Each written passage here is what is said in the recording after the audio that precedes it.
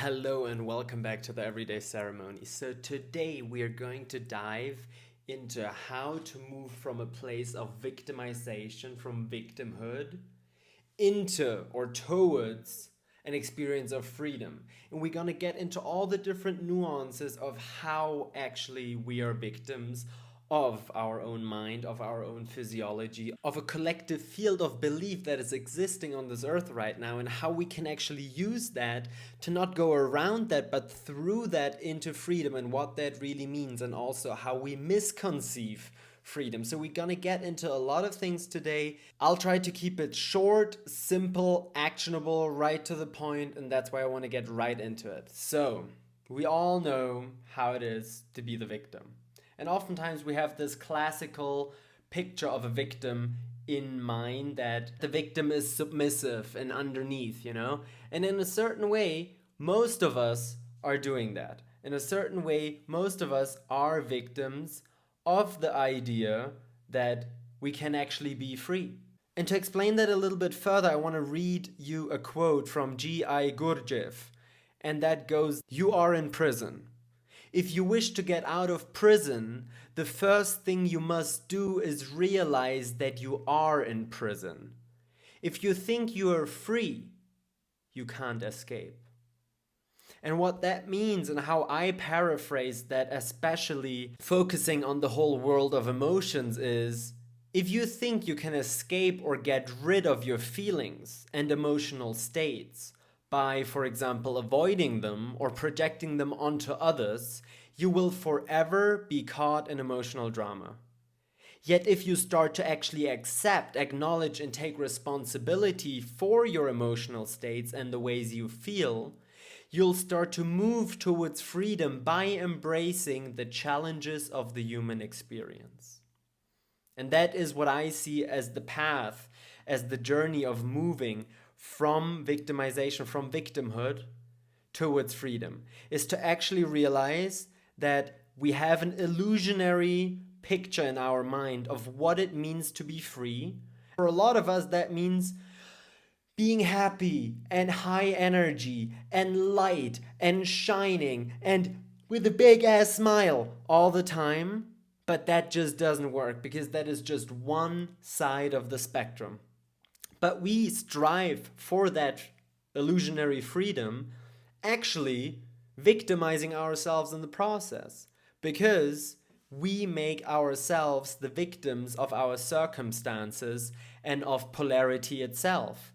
Meaning, we think that only one side of life's experience is freedom. And that, for example, feeling sad and frustrated and disappointment and low energy and tired is the victim state.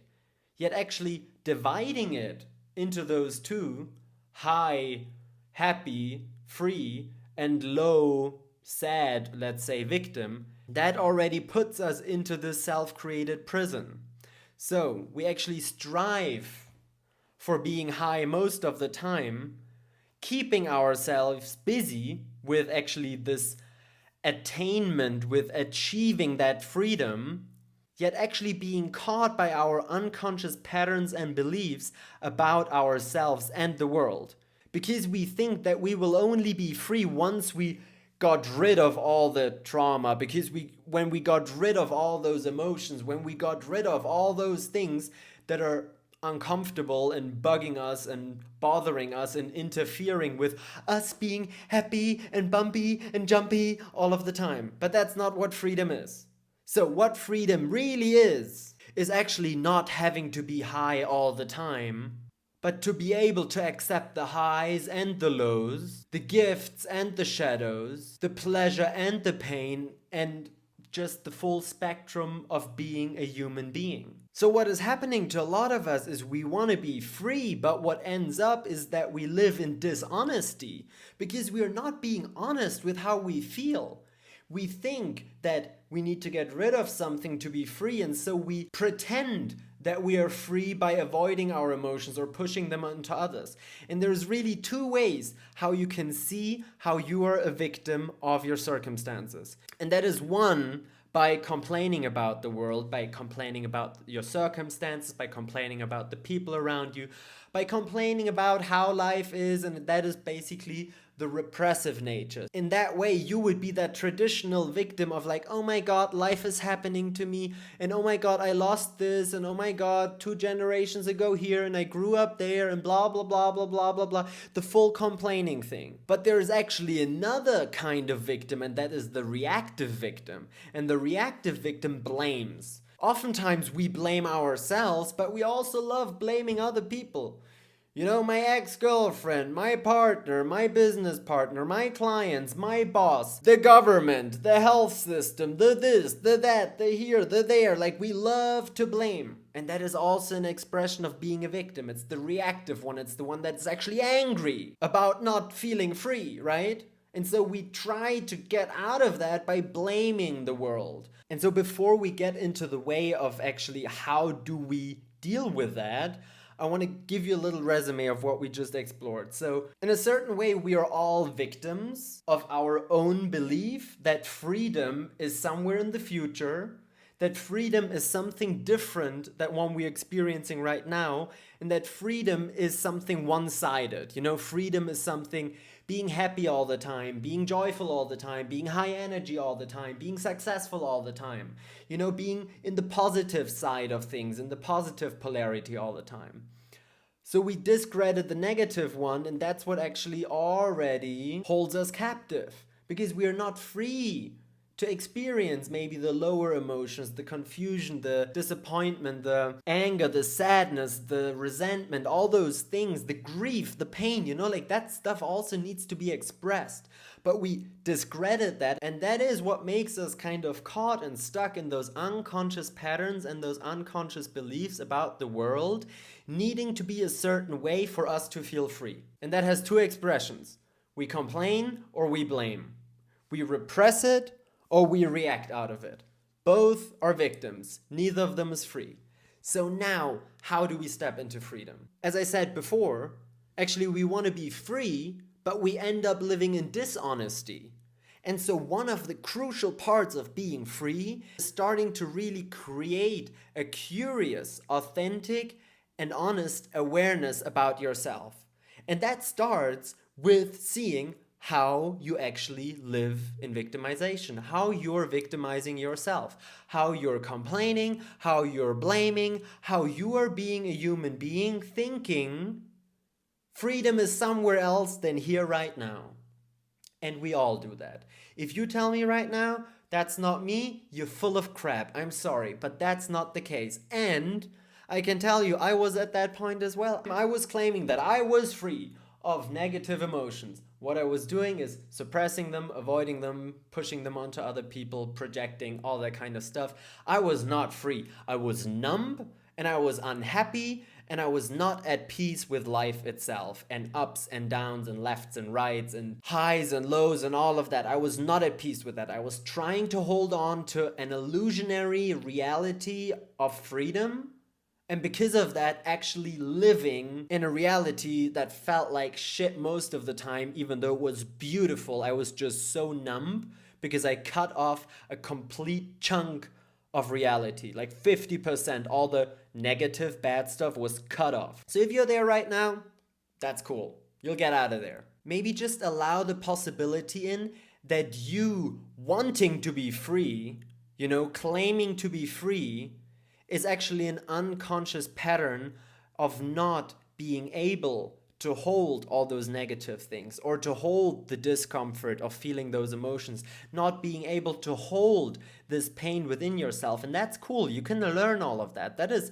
a thing that most of us still have ahead of us, is mastering those emotions, you know, developing emotional maturity and taking responsibility for those feelings. But like, you claiming to be free is an indicator that you're actually not free. Because the paradox in here is, if you're free to experience it all, you also gotta allow yourself to experience victimization and victimhood. And that is the point where we are at right now. We are actually all victims of our unconscious patterns. And the way out and the way to be free in that is to be honest with that and be like, yeah, I'm complaining. I think my life would be more free, better, If I would have more money, more this, more that, less this, less that, if my mom would be a little different, if my partner over there would behave differently, if I would have a different boss, if I would have more salary, if I would live in a different country, if I would have been born in a different body whatsoever. We do that all the time, and we gotta pay attention to that. And the more we pay attention to that, the more awareness we bring into that, and the more authentic and honest we are with that, the more freedom you will feel within yourself. You will feel more freedom to express and experience it all. And that is really what it is all about. It is not about us chopping life into pieces and discrediting, like, no, this chunk I don't like.